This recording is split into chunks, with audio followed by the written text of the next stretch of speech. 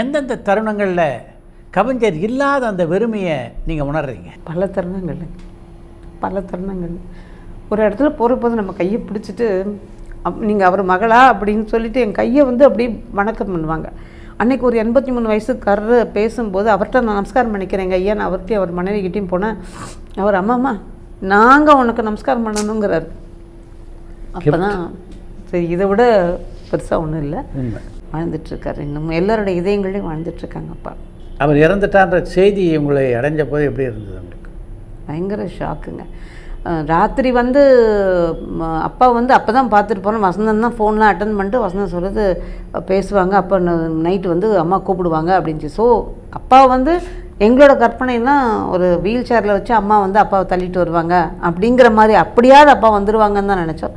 அது 12 மணி ஒரு மணி இருக்கும். வந்து கணவரோட அண்ணன் தான் எனக்கு ஃபோன் வந்திருக்கு, உங்கள் அப்பா காலமாயிட்டாங்கன்னா அப்படின்னா.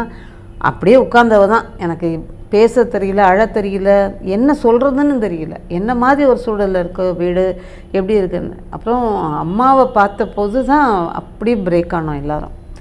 அம்மா வந்து அப்பாவோட வந்து இறங்குறாங்க அப்படின்னோன்னா, அது அம்மாவை பார்த்தா அம்மா வந்து கூட்டிகிட்டு வருவேன்னு நினச்சேன், எடுத்துகிட்டு வருவேன்னு நினைக்கலையே நாங்கள் அம்மா. அதுதான் ரொம்ப மோசமான ஒரு சூழ்நிலை. பட் ஆனால் அதை தாண்டி நிறைய நல்ல சந்தோஷமான நிறைய தருணங்கள்லாம் அப்பாவோட இருந்ததெல்லாம் இன்றைக்கும் மறக்க முடியாது. அப்பா பேசினது, நைட்டு உட்காந்து அரட்டை அடிக்கிறது, ஒரு சினிமா பார்க்கணுன்னா அப்பா வந்து பயங்கரமாக கமெண்ட் அடிப்பாங்க. அதனால் அப்பாவோட உட்காந்து சினிமா பார்த்தோன்னா அன்றைக்கி வந்த ஹீரோ யாராவது வந்தாருன்னா மாட்டினார், அந்த ஹீரோவை இப்படி அப்படின்னு கிண்டல் பண்ண மாட்டாங்க. ரொம்ப சந்தோஷமாக என்ஜாய் பண்ணி பார்ப்பாங்க. அம்மா தான் சொல்லுவாங்க, அக்கம் பக்கத்தில் பார்த்து பேசுங்க, யாராவது இருக்க போகிறாங்க, சினிமா சம்மந்தப்பட்டவங்க யாராவது இருக்க போகிறாங்க அப்பா அதை பற்றி நான் அப்போ பயந்ததே கிடையாது.